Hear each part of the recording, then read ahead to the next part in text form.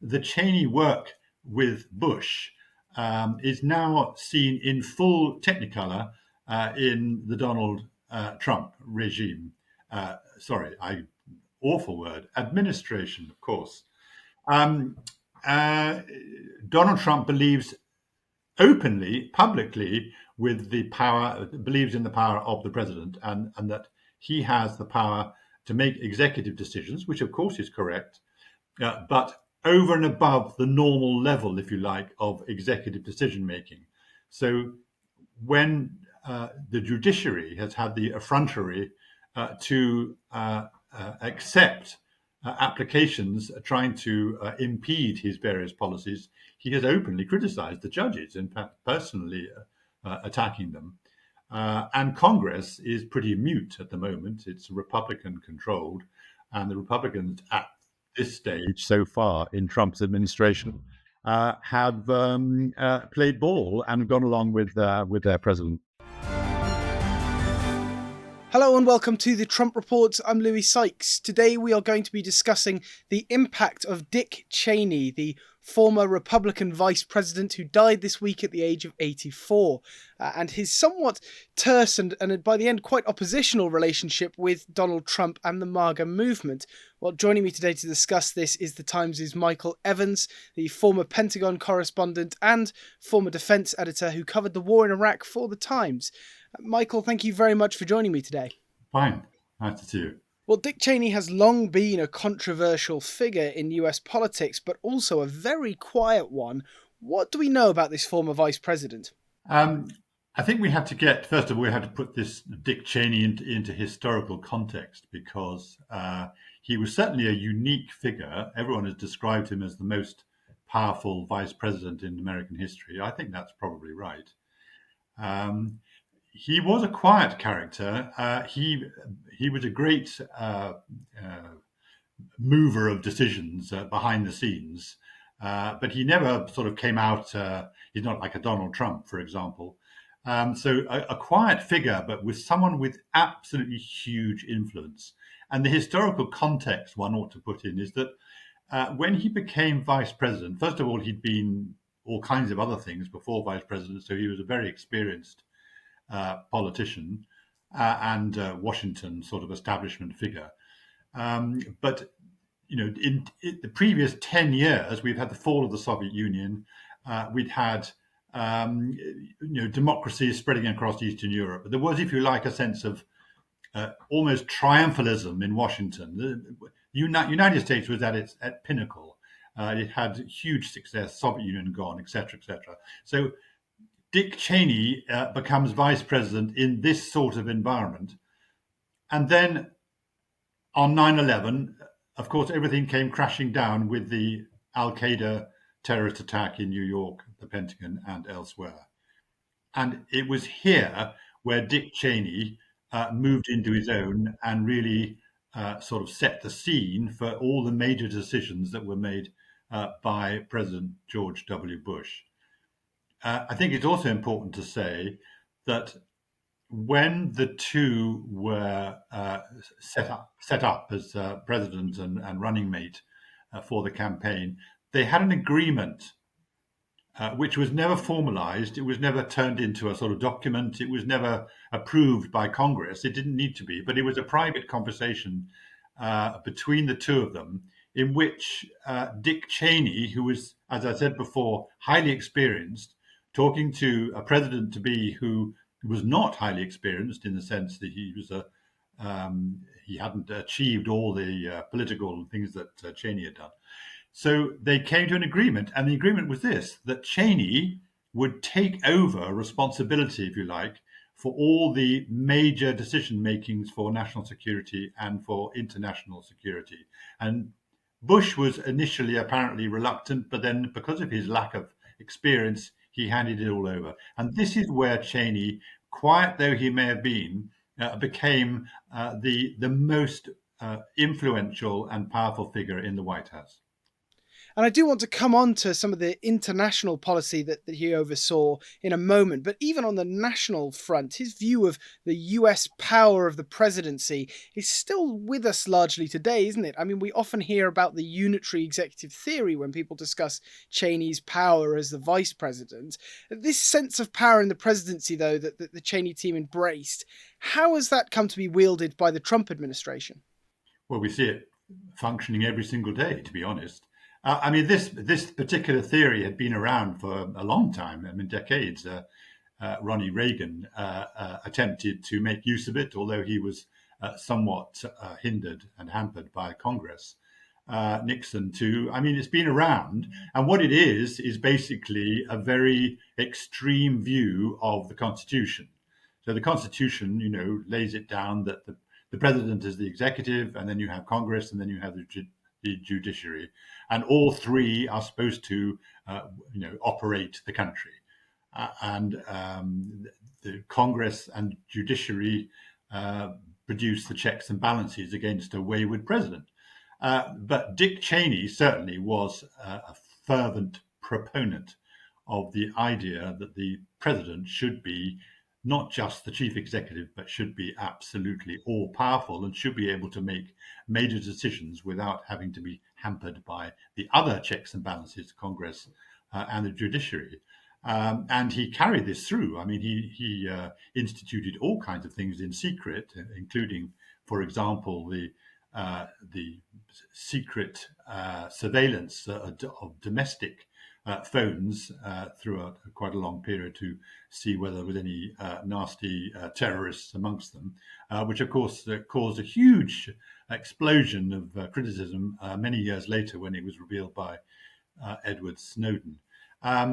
But yes, absolutely. So the Cheney work with Bush is now seen in full technicolor in the Donald Trump regime. Awful word, administration, of course. Donald Trump believes openly, publicly, believes in the power of the president, and that he has the power to make executive decisions, which of course is correct, but over and above the normal level, if you like, of executive decision making. So when the judiciary has had the effrontery to accept applications trying to impede his various policies, he has openly criticized the judges, in fact, personally attacking them. And Congress is pretty mute at the moment. It's Republican controlled, and the Republicans at this stage so far in Trump's administration have played ball and gone along with their president. And the Democrats really have lost their way at the moment. So basically, the momentum that he has achieved has just continued, and now he pretty well almost every day we hear of new decision making going on, and he believes that he, as the president, and he's openly said that the president can basically do what he wants. And of course, just as influential as being the foreign policy of the Bush-Cheney administration, Dick Cheney was instrumental in the decision of the US, UK, and other nations to invade Iraq in 2003. How did that decision come to shape the US today and the wider world for that matter? Well, of course, it was a totally major decision. Cheney was absolutely behind it. He was the driving force behind it. Cheney was one of several, if you like, big guns in the George W. Bush administration. And I'm talking about the first term here. There were others too who followed the same sort of policy making and decision making. They were really big cheeses. And I'm talking about Dick Cheney, obviously in the White House as vice president, Donald Rumsfeld, who was the defense secretary at the Pentagon, and his extremely influential deputy, Paul Wolfowitz. They were rather derogatorily described as being neocons, which means new conservatives. But basically, they drove policy. They were the big guns who made many of the big decisions. There were other key players. Interestingly,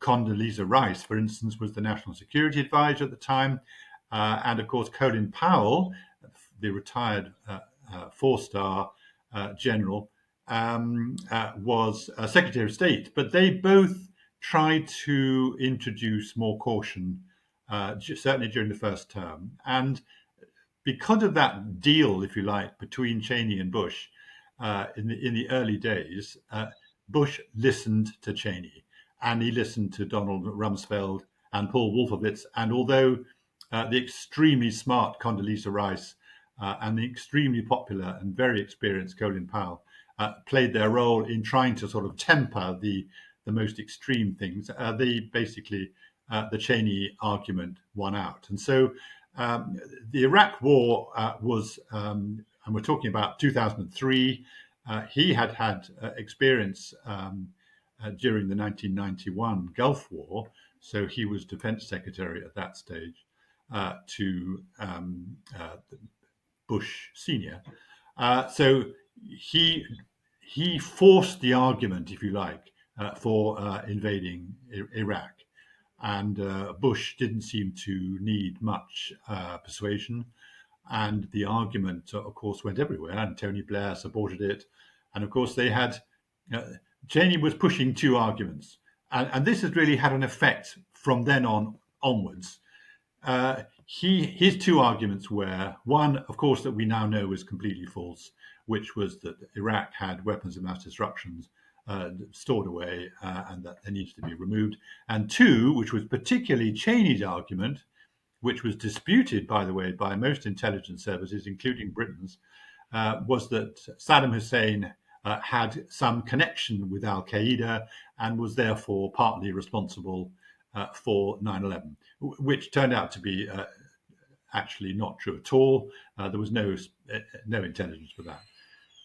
But basically, this sort of argument had an enormous impact on the rest of the world, if you like, because the whole world was watching America and its coalition partners invading Iraq in order to find these weapons of mass destruction, which they didn't find them. But the remarkable thing is that Cheney, despite that, never had, as far as I know, any regrets at what he did, because he said Saddam Hussein needed to go, and America, in his view, and probably rightly, was the only country in the world who had the power and the will and the commitment to do it, and therefore it had to be done, and that's why it went ahead. And how much do you think the war in Iraq and Afghanistan, for that matter, influenced the atmosphere of isolationism that now hangs over the Trump administration? I mean, it's not necessarily isolationism in this traditional sense, in that they do still carry out quite a lot of foreign military action, but it's that hesitancy around putting boots on the ground or committing to long-term military support, which seems to be something that the Trump administration are very averse to. Well, let's see over the next 3 years. But certainly Trump came back into power for his second term with the basic philosophy that there will not be American boots on the ground anywhere. Thank you very much. Iraq was a disaster. Afghanistan was a disaster. This is him saying it. And of course, absolutely, history shows us that, in fact, both those military operations were pretty disastrous. I mean, Iraq was supposed to be all over and done with in a very short time. It went on for 9 years. And Afghanistan, of course, went on for 20 years. So basically, Trump said, enough. We're not going to get involved in nation building, which is what the US-led coalition was supposed to be doing in Afghanistan.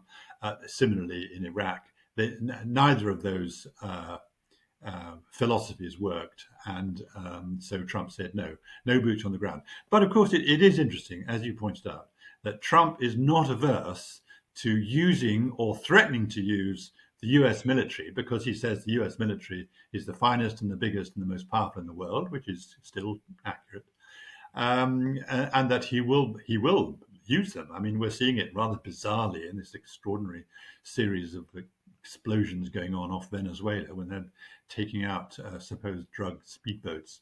It's not big time stuff. This is not Afghanistan or Iraq, but it shows that he's quite happy to use the military when necessary. He then threatened to send troops to Nigeria. Well, I can't see that happening. So basically, yes, I think that episode in American history had a long-lasting effect, not just on the country, but certainly on Donald Trump and the way he wants to do business in his second term. And that wave of new security and anti terror laws that came in after 9/11, things like extraordinary renditions, abductions of people suspected of terrorism, the use of government places like Guantanamo Bay, how much is that reflected in the way that Trump now deals with immigration, for example, and his use of national emergency as this rationale for this executive action that we've seen? Um, yeah, I guess he was definitely attracted by the idea of Guantanamo and its uses. He has a policy of wanting to kick out illegal migrants who he claims are criminals. He has never shown any interest in closing down Guantanamo. You may recall that he actually announced that he was going to use Guantanamo to send thousands of illegal migrants and get them sorted out and then deported. That all went a bit wrong. I mean, it sort of happened for a bit. I think they got one plane load of people and then it all rather sort of dissipated. But basically, his instinct is let's use what we've got. We'll deport where we can, and Guantanamo is a good thing. I mean, they're only now, I forget, it's in the 30s, 39 or 36 detainees left in Guantanamo. So it's a huge complex with just a few detainees. I don't know what Trump is going to do with them, but he's not really interested in them, I don't think. He's more interested in what to do with all the illegal migrants who are coming in still. He's had, quite a considerable amount of success in stopping the sort of massive flow of migrants that were hitting America over a period of time. But yes, I think he looks at the past and sees what's happened. I think secretly he probably admired Dick Cheney, although later on, of course, they didn't get on at all well. But I suspect he secretly admired what Dick Cheney was doing behind the scenes because it's the sort of thing which attracts him. Well, indeed, because famously in the 2024 election, Dick Cheney and his daughter Liz Cheney effectively backed the Democrats to win the election. Why did Dick Cheney eventually turn on the MAGA movement and effectively abandon his own party? Well, he and Liz Cheney, his daughter. I mean, um, they did not like the way that Trump tried to dispute the 2020 election, and they certainly did not like the attack on the Capitol, which for the second in 20 whatever it was. So I think they took against him for that. They thought that was both un-American and also illegal, and so they took against him completely. And so, bizarrely, here we have a guy who, as I said before, known as a neocon, a sort of a very right-wing conservative, um, eventually deciding that Donald Trump was a step too far for him and for his daughter. And his daughter, by the way, had been on a committee in the House of Representatives that attempted to impeach Trump. So obviously they weren't friends. And then bizarrely, instead of supporting Trump for his second term in office, as you would have expected, he said he couldn't do it. And both he and Liz Cheney, his daughter, decided to vote for or support Kamala Harris, which was an extraordinary decision because you then ended up with the Democrats, of all people, turning around and saying, well, this chap, Dick Cheney, is rather a good bloke after all. He's given us his support. But of course, Trump was absolutely furious and was very, very rude about about Dick Cheney and his daughter. And most people, when discussing Dick Cheney's role in US politics, focus on that period from 2000 to 2008, as well as discussing his influence over the recent election as well, when he was vice president under Bush. But his influence over US politics, and especially international policy, really goes back a long way, doesn't it? Well, you have to look at his career. He's done he's done most things. I mean, he started off as a White House aide in the Nixon era. Then he became he joined the House of Representatives, representing Wyoming. He did that for 10 years. So he had all the Congress experience, which he built, and he built up a lot of influence within Congress, which is always helpful for future political appointments. And then when George Bush Sr. Became president, he was appointed defense secretary, and he was the sort of driving force behind the 1991 Gulf War. Interestingly, the Gulf War, as you may recall, was very short. In fact, it lasted 100 hours, and George H. Bush then announced that that was enough. He didn't want us to go on killing Iraqis as they left Kuwait. And Cheney apparently agreed. I don't know whether he regretted it, but there was quite a sort of momentum for let's keep going and go all the way to Baghdad and knock off Saddam Hussein and do it all in one go, which of course they did later, but a lot later in 2003. So I think maybe, I don't know whether Cheney regretted it, but certainly he supported the view that actually, and sensibly, I fear, because if they'd gone on to Baghdad, then what would they have done? They'd have had a whole nation to try and govern, which is of course what they did, but unsuccessfully in 2003. So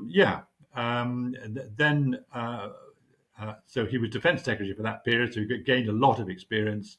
And then he became vice president. So, I mean, the guy was more experienced than any other previous vice president, without exception. I can't think of anyone who's more experienced than him.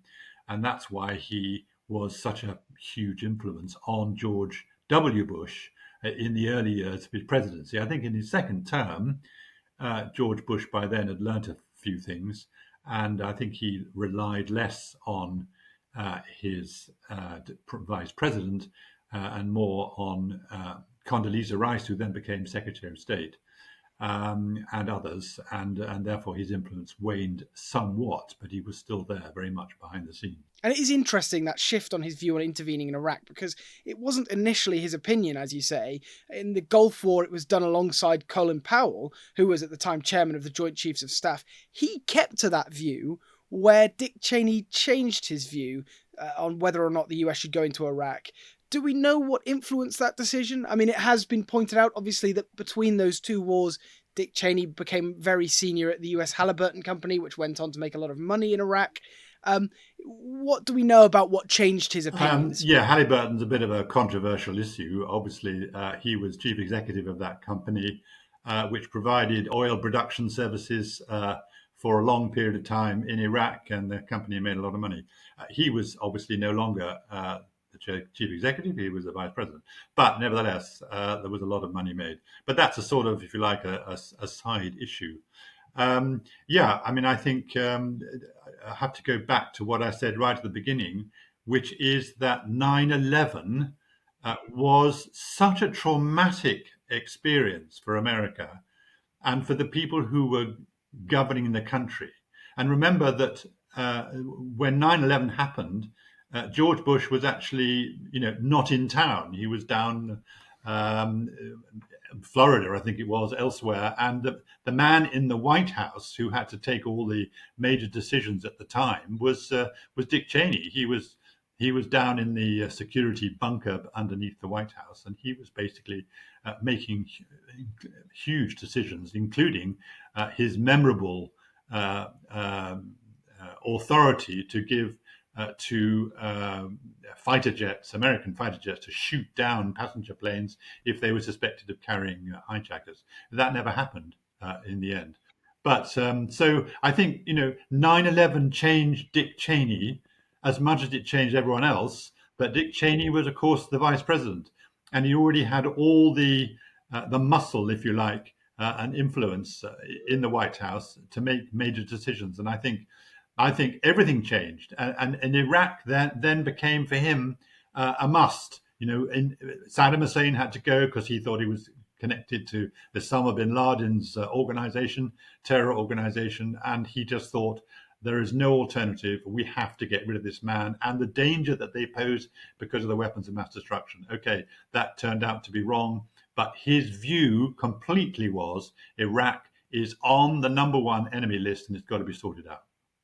And just to finish, Michael, notably, there's been no comment on Dick Cheney's passing from Donald Trump. How sharply do you think that marks the split between the old, as we were saying, neoconservative Republican Party and the modern MAGA movement that controls it now? Yeah, I think it's just.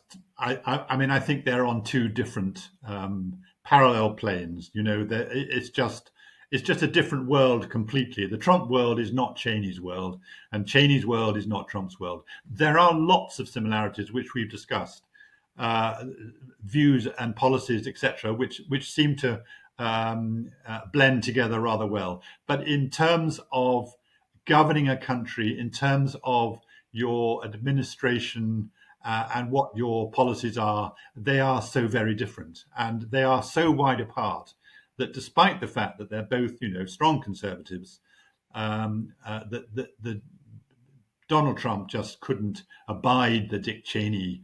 He didn't like the fact that he turned turtle, as it were, and went against him. But no, I think we're talking about completely different eras, and the two do not merge together, despite the fact that historically there are similarities in what they wanted to achieve. Well, Michael Evans, former Pentagon correspondent and former defense editor for The Times, thank you very much for joining me today on the Trump Report. Thank you.